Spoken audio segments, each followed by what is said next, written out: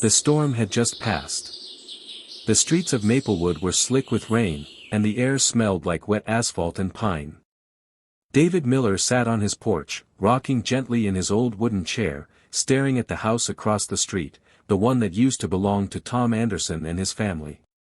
That house had once been full of noise, kids laughing, the smell of barbecue, the sound of Tom's old country records playing through open windows. Now, it was silent. It had been a month since Tom's accident. David still couldn't get used to it. He took a slow sip of coffee and whispered. Strange how fast a home can turn into a memory.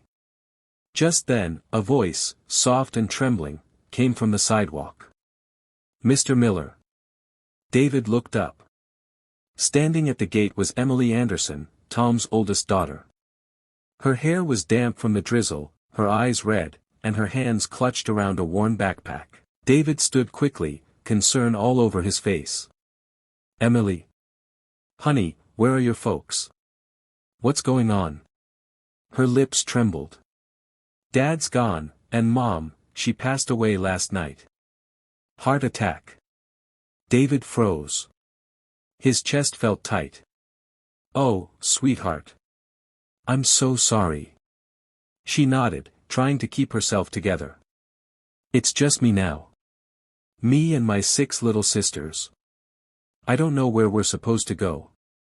The rain began again, light and steady. David looked at her, soaked, scared, but holding her chin high like she was trying to stay strong for everyone else. She took a small step forward and whispered. We'll go wherever you tell us to. Because now, all 7 of us are yours. David's throat went dry. He didn't see a burden standing there, he saw purpose. Something inside him, something long asleep, came alive again. By the next morning, David's quiet house wasn't quiet anymore. Laughter echoed through the halls. 6 little girls ran from room to room, chasing each other, spilling cereal, and turning every corner into a playground. Emily stood in the kitchen, making breakfast with steady hands and tired eyes. David leaned against the doorway, watching them. For the first time in years, the house felt alive. He smiled, whispering to himself. Guess I'm a dad again. Days turned into weeks. He helped with homework, fixed bikes, and told bedtime stories that made all 7 girls giggle until they fell asleep. Sometimes, late at night, he'd find Emily sitting by the window, mending clothes, her face calm but thoughtful. She was only 20, but she carried herself like someone who'd lived 2 lives already. And every time he saw her, David felt grateful, and quietly amazed. Years passed. The Anderson girls grew up, smart, strong, and full of life. David grew older, his hair now silver, but his heart never felt younger.